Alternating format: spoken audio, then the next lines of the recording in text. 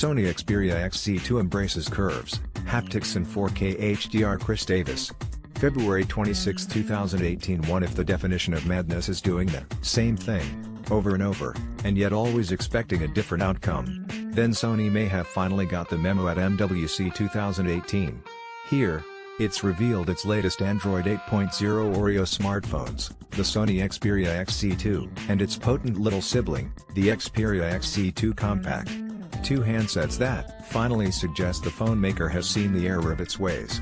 Gone is the old, angular design of previous Xperia phones, replaced by a new, smoothed-off design language that Sony is referring to as ambient flow, apparently inspired by a water droplet. In the case of the Xperia XZ2, it takes two panes of 3D Gorilla Glass 5 and sandwiches them either side of a twist-resistant aluminum frame. The Xperia XZ2 Compact misses out on the rear glass, sadly, making do with curved polycarbonate instead. Both are IP68 water resistant. The Xperia XZ2 may be a departure from the Sony phones that came before it, but I can't help being reminded of some of Nokia's Lumia phones, the 925 particularly. That's no bad thing, mind.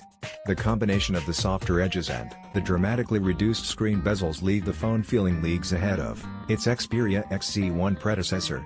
In fact, it's Sony's first smartphone with an 18:9 aspect display, a 5.7-inch panel on the Xperia XZ2 and a 5-inch panel on the XZ2 Compact. They're HDR screens too, borrowing technology from Sony's Bravia TVs, with SDR to HDR up conversion that actually works surprisingly well. It'll support HDR content from Netflix, Amazon Prime Video, and YouTube as well. Sony has answered some of the criticisms of its old phones. The Xperia XZ2 and XZ2 Compact both get fingerprint sensors, sensibly placed beneath rather than alongside the cameras on the back. They use Qualcomm's latest Snapdragon 845 chipset, too, and both get a healthy 4GB of memory and 64GB of storage. Their microSD slots support up to 400GB cards. For once, there are minimal compromises involved in opting for the compact version. In the case of the Xperia XZ2 Compact, you miss out on wireless charging for its 2870 mAh battery. The regular Xperia XZ2 can use Qi to power up its 3180 mAh pack, but still get stereo front speakers, said to be 20% louder than before, gigabit LTE support, and Bluetooth 5.0. Indeed, if you're a Verizon fan, the Xperia XZ2 Compact even has an advantage. Unlike the regular XZ2, the Compact is certified for Verizon's network. Both phones have a 19-megapixel motion eye camera on the rear, capable of ISO 12800 in photo mode and ISO 4000 in video mode. For the first time, it'll capture 4K HDR video.